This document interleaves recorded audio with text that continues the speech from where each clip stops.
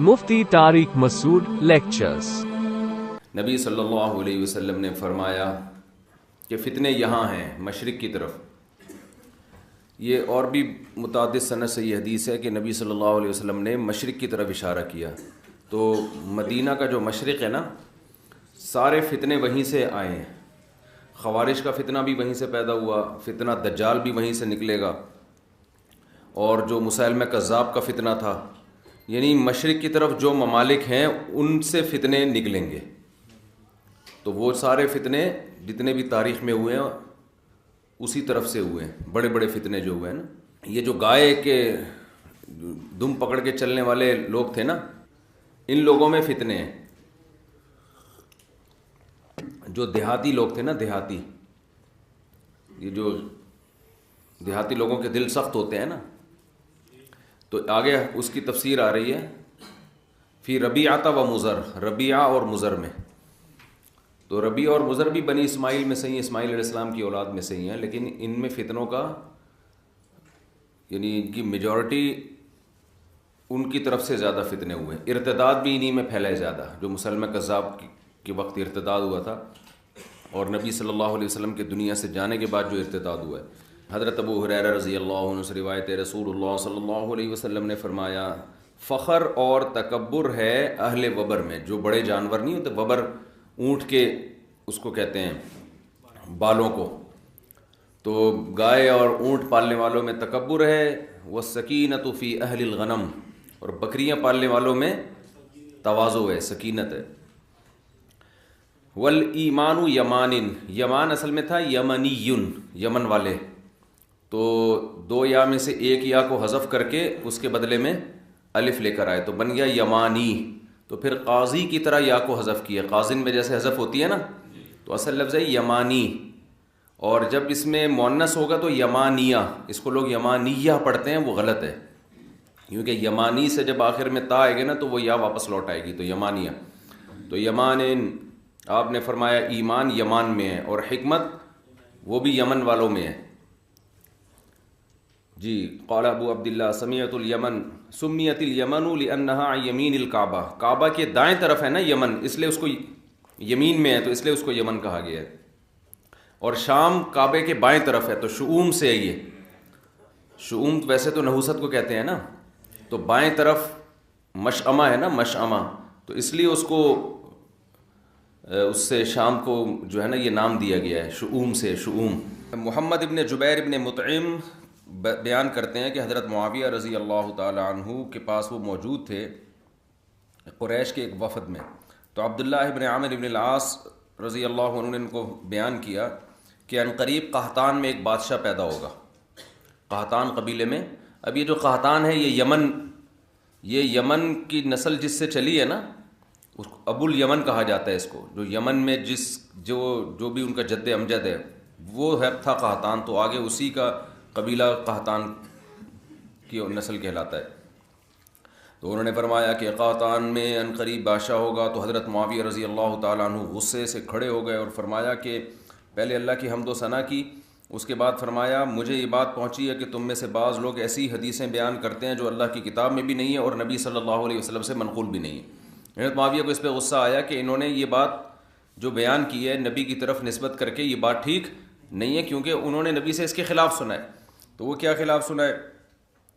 فرمایا فَإِنَّهُ بَلَغَنِي أَنَّ رِجَالًا مِّنكُمْ يَتَحَدَّثُونَ أَحَادِيث، لوگ یہ بیان کرتے ہاں، فَأُولَٰئِكَ جُهَّالُكُمْ، یہ تم میں کم علم لوگ ہیں، فَإِيَّاكُمْ وَالْأَمَانِيَّ الَّتِي تُضِلُّ أَهْلَهَا، وہ امیدیں، ان امیدوں سے اپنے آپ کو بچاؤ جو امید والوں کو جو امیدیں ہلاک کر دیں۔ فَإِنِّي سَمِعْتُ رَسُولَ اللَّهِ صلی اللہ علیہ وسلم يقول إِنَّ هَذَا الْأَمْرَ فِي قُرَيْشٍ لَا يُعَادِيهِمْ أَحَدٌ إِلَّا كَبَّهُ اللَّهُ عَلَى وَجْهِهِ، یہ جو معاملہ ہے نا خلافت کا، یہ قریش کے پاس ہے، اور جو بھی ان سے اس معاملے میں دشمنی کرے گا اللہ اس کو رسوا کر دے گا۔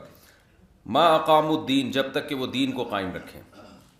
تو اصل میں بات یہ ہے کہ جس نے بھی حضرت معاویہ کے سامنے یہ حدیث پیش کی، پوری حدیث پیش نہیں کی، تو ایسا نہیں تھا کہ اسی دور میں ہوگا، بلکہ آگے حدیث آ رہی ہے کہ قحطان میں ایک شخص پیدا ہوگا جو جس کے ہاتھ میں رعایا ہوگی، کنٹرول ہوگا، تو یہ حضرت مہدی کے بعد ہوگا یہ یمن میں، یعنی یہ قرب قیامت میں اور علامات قیامت میں ہے، تو یہ اس دور کی بات نہیں ہے، بلکہ یہ بعد میں قرب قیامت میں ایک شخص پیدا ہوگا جو شام میں ہوگا، اور قحطان قبیلے سے اس کا تعلق ہوگا، آگے حدیث میں آ رہا ہے، وہیں پھر اس حدیث کی تشریح کرتے ہیں۔ حضرت معاویہ کو غصہ غضب شاید اس وجہ سے آیا کہ خلافت میں یا حکومت میں وہ دراڑ پیدا کرنے کے لیے بھی اس طرح کی باتیں ہوتی ہیں نا، کیونکہ حضرت معاویہ نے بھی سنا نبی سے، اور بھی اس بارے میں آپ نے حدیثیں ہیں کہ خلیفہ قریش ہی سے ہوگا، تو یہ بہت ساری احادیث اس بارے میں، تو ان کو یہ تھا کہ یہ بات تو مسلمان مان چکے ہیں کہ خلافت کس میں ہوگی، وہ قریش ہی اس معاملے کے اہل رہیں گے، تو ہم نے یہ جو اتنا نبی صلی اللہ علیہ وسلم سے تواتر سے ایک بات سنی ہے، تو یہ اس کے خلاف کیسے حدیث پیش کر رہے ہیں؟ یہ جو آج کل جمہوری نظام ہم پر مسلط ہے نا، یہ بھی بیکار نظام ہے، اس سے کبھی خیر کی امید نہ رکھیں، لیکن اگر چاہے اس غلط نظام کے بعد بھی کوئی ملک کا حاکم بن جاتا ہے تو وہ پھر حاکم بن جاتا ہے، پھر اس کو ماننا پڑے گا۔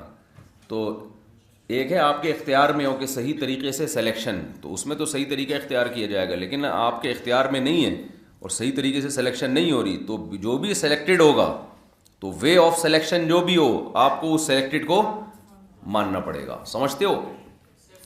یہ جو خلافت عثمانیہ تھی یہ تو خلافت تھی نا، سب علماء کا اتفاق تھا خلافت، تو یہ تو اجمیوں کی تھی، عربوں کی تھوڑی تھی۔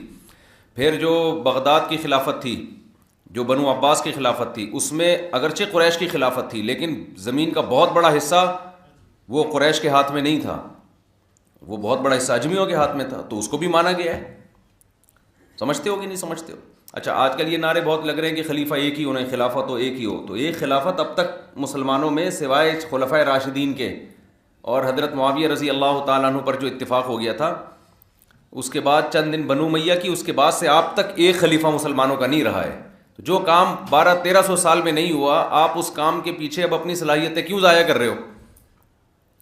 سمجھ میں آ رہی ہے بات؟ اور ہم نے جب اس پر مطالعہ کرنا شروع کیا نا، اسٹڈی کرنا شروع کی، تو ہمیں یہ پتہ چلا کہ اس وقت سے علماء لکھ رہے ہیں کہ اگر مسلمانوں کی حکومتیں دنیا میں پھیل جائیں تو پھر کوئی حرج نہیں ہے کہ ادھر کا خلیفہ الگ ہو ادھر کا خلیفہ الگ ہو، اس میں کوئی حرج نہیں ہے، اس لیے کہ اس ایک خلیفہ کے لیے اتنے بڑے علاقے کو کنٹرول کرنا بھی ممکن نہیں ہے۔ سمجھتے ہو؟ تو اگر اس میں جیسے ہندوستان میں تو ہمیشہ ایک الگ بادشاہت رہی ہے، یہ خلافت عثمانیہ کے تحت تھوڑی تھی ہندوستان، تو مغلیہ جو دور حکومت رہا ہے نا بھائی، عالمگیر بادشاہ نے تو اسلام قائم کیا تھا نا، فتاوی عالمگیریہ اسی دور میں مرتب ہوئی ہے، تو ہندوستان کا جو آئین تھا، جو قانون تھا مسلمانوں کے دور حکومت میں، وہ تو اسلام تھا۔ ہاں، بادشاہ کبھی صحیح آئے کبھی غلط آئے، کبھی امپلیمنٹ ہوا کبھی نہیں ہوا، وہ دونوں سیٹ اپ چلتے رہے، لیکن کہیں بھی ایسا نہیں ہے کہ اس کے خلاف بغاوت کو کہ بھئی یہ خلافت عثمانیہ کے تحت چونکہ نہیں ہے لہذا اس کے خلاف بغاوت کر کے خلافت کا حصہ بناتے ہیں، ایسا نہیں ہوا، کیونکہ اتنا بڑا علاقہ تھا۔ ہاں یہ ضرور ہے کہ وہ جمعے کے خطبے میں خلیفہ کا نام لیا کرتے تھے، لیکن کنٹرول ان کا اپنا تھا۔ تو جب تباعد اماکن ہو، یعنی سلطنت بہت زیادہ وسیع ہو جائے اور حکومت کے لیے مختلف علاقوں پہ کنٹرول کرنا ممکن نہ ہو، تو اس میں کوئی حرج نہیں ہے کہ اندلس کی الگ خلافت ہو اور جو ہے ادھر بنو عباس کی الگ خلافت ہو، اس میں کوئی حرج نہیں ہے۔ تو اس کو خام خواہ میں ایک ہی پہ جمع کرنے کے لیے تلوار اٹھانے کا حکم دینا کہ لوگوں میں خون خرابہ ہو، اور اس کا رزلٹ یہ نکلے کہ بجائے 2 خلافتیں ختم ہو کے ایک ہو جائیں، بلکہ وہ جو 2 تھی وہ 25 میں تقسیم ہو جائیں۔ نہیں یاری بات میرے خیال ہے۔ تو یہ جو آج کل خلافت کی تحریکیں چل رہی ہیں نا، اس سے جو اب چھوٹے چھوٹے خلیفے مارکیٹ میں چل رہے ہیں نا اس وقت، چھوٹی چھوٹی ریاستیں جو اسلامی ہیں، یہ ایک ہونے کے بجائے کیا ہو جائیں گی، یہ 20 حصوں میں ڈیوائڈ ہو جائیں گی۔ بالکل وہی کام جو ہمارے اہل حدیث بھائی کر رہے ہیں کہ 4 فقہ تھے، حنفی مالکی شافعی حنبلی، تو ان کو ختم کرو قرآن حدیث کے نام پہ، تو وہ ختم کرنے کے بجائے ایک 5واں بھی آ گیا، پھر ان 5 کے 6 حصے ہو گئے۔ خود اہل حدیث کے اب پتہ نہیں کتنے حصے بن چکے ہیں، ان کے کتنے فرقے بن چکے ہیں، فرقے ادھر فرقیاں۔ تو یہ وہی بات ہے مولانا، وہ ایک بڑا زبردست کسی کا کلپ دیکھ رہا تھا میں، جس میں انہوں نے کہا کہ ایک آدمی کے بارے میں کسی نے کہا کہ تم جو ہے نا وہ گالیاں بہت دیتے ہو، تو اس نے کہا کس الو کے پٹھے نے کہا میں گالیاں دیتا ہوں، اور پھر جو گالیاں دینا شروع کی ہیں، جس نے میرے بارے میں کہا کہ میں گالیاں دیتا ہوں وہ یوں ہے وہ یوں ہے، وہ اس کی ایک ایسی کی تیسی کر دی نا۔ تو یہاں بھی یہی ہے کہ لیبل یہ لگایا جاتا ہے کہ ہم فرقوں کو ختم کر رہے ہیں، لیکن جس طرح سے ختم کرنے کی کوشش شروع ہوتی ہے نا، اس سے فرقے مزید بننا. تو اسی طرح خلافت کے نام پہ اتحاد کی کوشش کی جاتی ہے, مگر اس سے اسلامی مملکتوں کی جو رہی صحیح طاقت ہے وہ بھی پارا پارا ہو جاتی ہے. ٹوٹ کے نا کوئی صوبے الگ ہو کے ملک الگ ہو جائیں گے. اس لیے تمیز سے جو چیزیں 2 ٹکڑے چند چیتھڑے آپ کے پاس باقی رہ گئے ہیں ان کو چائے میں ڈبو کے, بھائی لنگر تقسیم ہو رہا تھا نا, تو جو جس کے پاس حصہ آ گیا اب اس کو بجائے اس کے کہ سب ایک دسترخوان پہ بیٹھ کے کھانا کھائیں, وہ نہیں ہو سکتا. تو جتنے جو چیتھڑا جس کے پاس آیا, جو پاپے کا ٹکڑا آیا, چائے میں ڈبو کے کھاؤ, پتلی گلی سے نکلو. ہاں, اب خلافت حضرت مہدی ضرور آ کے قائم کریں گے, تو ان کو اللہ نے طاقت دی ہے, ان کے بارے میں خوشخبری آئیں, اور حضرت عیسیٰ ابن مریم نازل ہوں گے, ان کی قیادت میں ہوگا. تو فی الحال وہی طریقہ بہتر ہے. اچھا, یہ جب ہم بات کرتے ہیں تو لوگ کہتے ہیں اس کا مطلب ہم آرام سے ہاتھ رکھ کے بیٹھے رہیں, ہم کچھ نہ کریں, بس تزکیہ اور خانقاہوں میں لگے رہیں. تو یہ بات نہیں ہے. نظام کی تبدیلی کی کوشش کرنا یہ فرض ہے. ہم مسلح بغاوت کے قائل نہیں ہیں. باقی اجتماعی طور پر نظام کو تبدیل کرنے کی جتنی بھی سوٹیبل کوششیں ہیں وہ فرض ہیں. اب وہ 20 ہو سکتی ہیں. ایک طریقہ جامعۃ الرشید کا ہے, کسی کو اس سے اتفاق نہ ہو. دوسرا طریقہ جماعت اسلامی والوں کا ہے, JUI والوں کا ہے, اسمبلی میں جا کے انقلاب لے کر آؤ. اور تیسرا چوتھا طریقہ تنظیم اسلامی والوں کا ہو سکتا ہے, یوتھ کلب والوں کا ہو سکتا ہے کہ کالج یونیورسٹیوں میں محنت کرو, بیوروکریسی میں لوگ لے کر آؤ.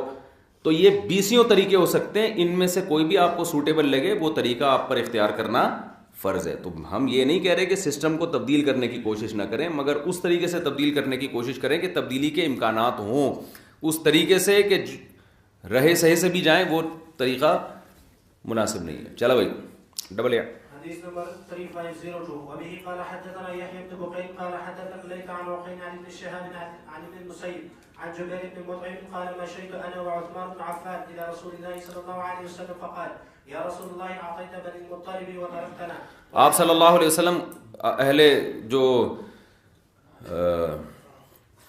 اہل قرابت تھے ان کو غنیمت میں حصہ دیا کرتے تھے نا, تو اللہ نے حکم دیا. تو حضرت عثمان ابن عفان رضی اللہ تعالیٰ عنہ گئے اور جبیر ابن مطعم گئے. انہوں نے عرض کیا, یا رسول اللہ, آپ نے فلاں فلاں بنی مطلب کو دیا اور ہمیں چھوڑ دیا. تو آپ نے فرمایا کہ انما نحن وهم بمنزلۃ واحدۃ, انما نحن وهم منک بمنزلۃ واحدۃ. وہ اور ہم آپ کی نسبت کیا ایک ہی منزل, ایک ہی جیسے ہیں, یعنی ایسا نہیں ہے وہ مجھ سے قریب ہیں اور آپ کا رشتہ ان کی نسبت مجھ سے دور ہے. فقال النبی صلی اللہ علیہ وسلم انما بنو ہاشم وبنو المطلب شیء واحد. ٹھیک ہے نا, ایک ہی چیز ہے وہ. تو یہ بھی قرابت کی فضیلت بیان ہو رہی ہے نا. امام بخاری جب احادیث پر کوئی باب باندھتے ہیں نا, تو ادنا سی بھی مناسبت ہونا تو وہ حدیث کو ذکر کرتے ہیں. بخاری اور دیگر حدیث کی کتابوں میں یہ فرق ہے کہ صحیح بخاری میں جو ترجمۃ الباب ہے اس سے متعلق جب حدیث آئے گی تو اس میں تلاش کرنا پڑتا ہے کہ اس کا ترجمۃ الباب سے مناسبت اس کی کیا ہے. مثال کے طور پر آپ نے بخاری اول میں پڑھا ہوگا نا کہ جو بدرین کی فضیلت پر احادیث ہیں, تو ان میں ہر وہ حدیث لے کر آئے ہیں جس کا حالانکہ بدر کی فضیلت سے کوئی تعلق نہیں ہے, لیکن صرف اس حدیث میں یہ راوی نے یہ بیان کیا وکانہ بدرین, یہ صحابی کہاں کے تھے, بدر کے تھے. تو اتنی مناسبت بھی تھی تو وہ حدیث لے کر آئے ہیں, کیونکہ یہ بھی امام بخاری کی نظر میں ایک فضیلت ہے نا کہ راوی اس صحابی کی اس صفت کو ہائی لائٹ کر رہے ہیں کہ وکانہ بدرین. سمجھتے ہو کہ نہیں سمجھتے؟ اس لیے ہمارے حضرت فرمایا کرتے تھے, حضرت مفتی رشید احمد صاحب رحمہ اللہ, کہ صحیح بخاری میں اللہ نے بہت علم رکھا ہے, یعنی جو بخاری کے جو مضامین ہیں نا, لیکن اس کے لیے کھوپڑی چاہیے. بڑا زبردست بھائی نے جملہ حل کر دیا. عبداللہ ابن زبیر رضی اللہ تعالی عنہ حضرت عائشہ کو سب سے زیادہ محبوب تھے نبی اور ابو بکر کے بعد. عبداللہ بن زبیر جو آپ کے بھانجے تھے حضرت عائشہ کو بہت زیادہ محبوب تھے. آگے چلیں. ہاں, وکان ابر الناس بہا, اور عبداللہ بن زبیر بھی لوگوں میں سب سے زیادہ اچھا سلوک امی عائشہ کے ساتھ کرتے تھے. ایک تو خالہ ہونے کی وجہ سے اور ایک نبی کی زوجہ ہونے کی وجہ سے بہت زیادہ خیال کرتے تھے.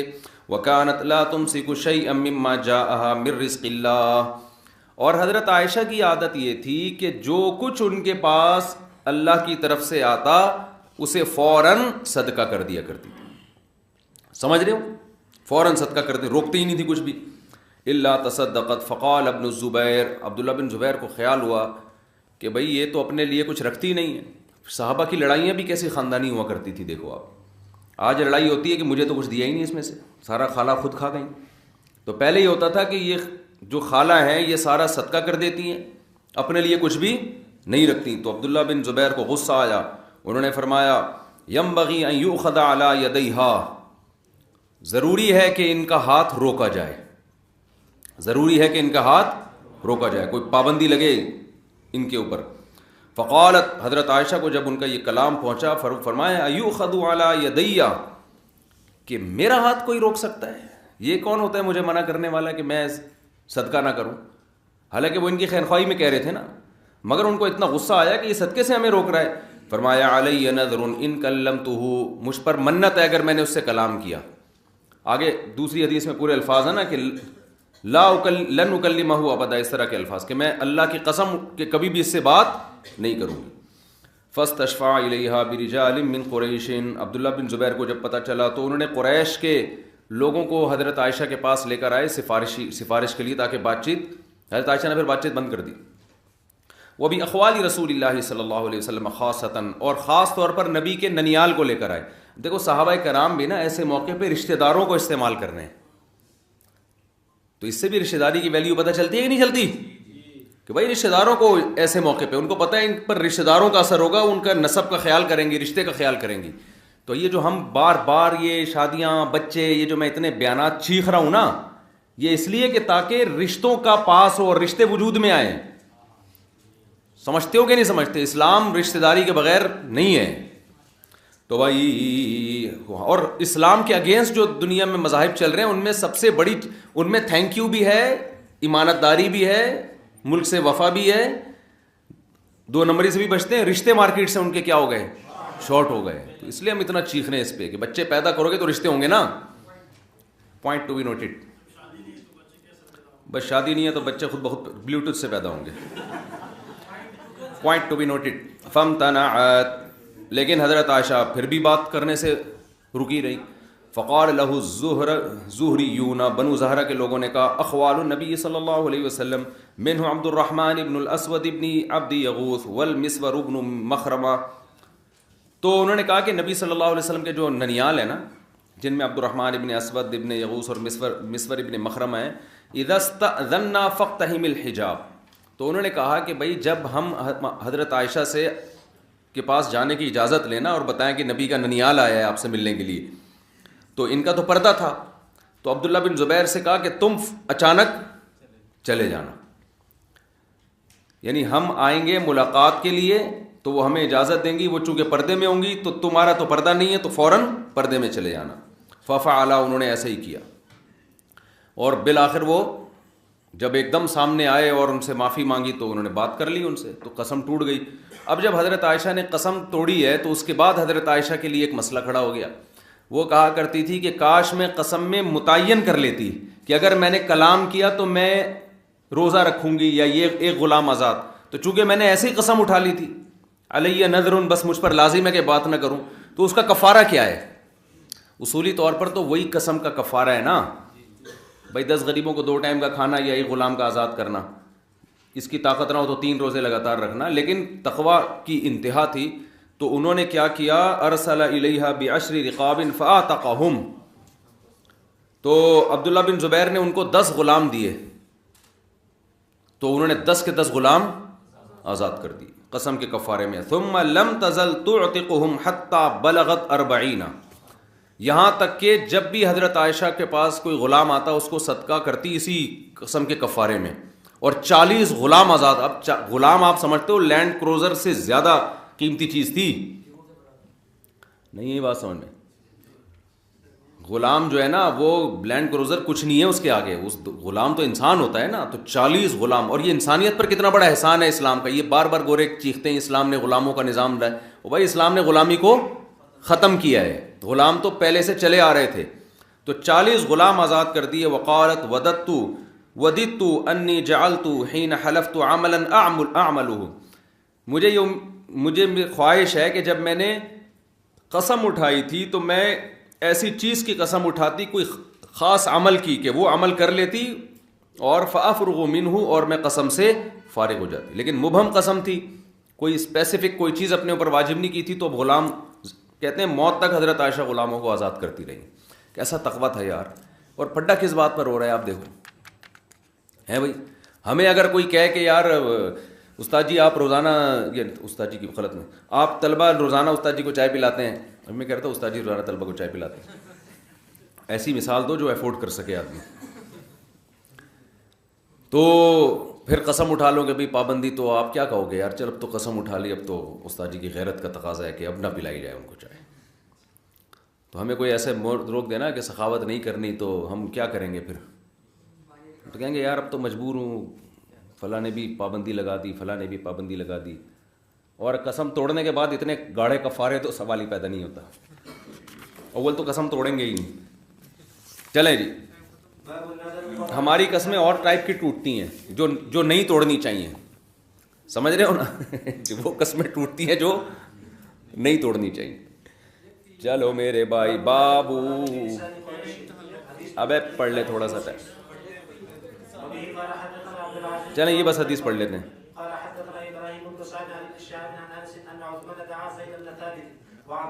ابن شہاب زہری آپ کو پتہ ہے نا، یہ تدوین حدیث کے بانیوں میں ان کا شمار ہوتا ہے. تو منکرین حدیث جتنا ان کے پیچھے پڑھتے ہیں کسی اور کے پیچھے نہیں پڑھتے، کیونکہ تدوین حدیث کے بانیوں میں سے ہیں ابن شہاب زہری.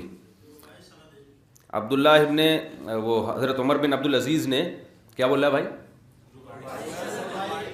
عبداللہ بن جو عمر بن عبدالعزیز نے انہی کو خط لکھا تھا نا، انظر ما کان من حدیث رسول اللہ فاکتبہ فانی کیا ہے خشیت ضیاع العلم والعلماء، کہ مجھے علم اور علماء کے ضائع ہونے کا خطرہ ہے، تو جو بھی حدیث ہیں ان کو لکھنا شروع کریں.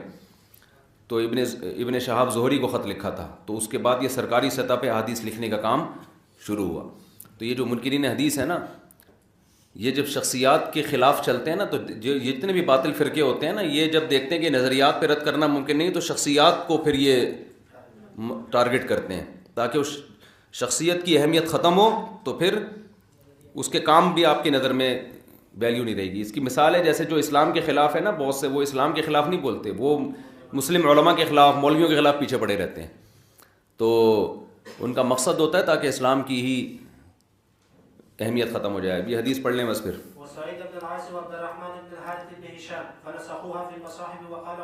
فنسخوها یہ حدیث کا ایک حصہ ہے. فنسخوها کا مطلب ہے کہ حضرت حفصہ کے پاس جو نسخہ تھا اس میں جو قرآن کی آیات تھیں وہ انہوں نے مصحف عثمانی میں لکھی.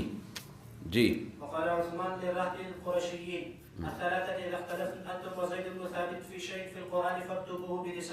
حضرت عثمان نے قریشی جو 3 قریش کے اصحاب تھے نا، ان سے کہا کہ جب تم میں اور زید ابن ثابت میں کوئی اختلاف ہو جائے قرآن کے لکھنے کے بارے میں، لکھنے کا مطلب اختلاف یہ ہے کہ بھئی اہل قریش کی لغت میں اس طرح سے لکھا جاتا ہے اور جو دوسرے قبیلے ہیں ان کی لغت میں کسی اور طرح سے لکھا جاتا ہے.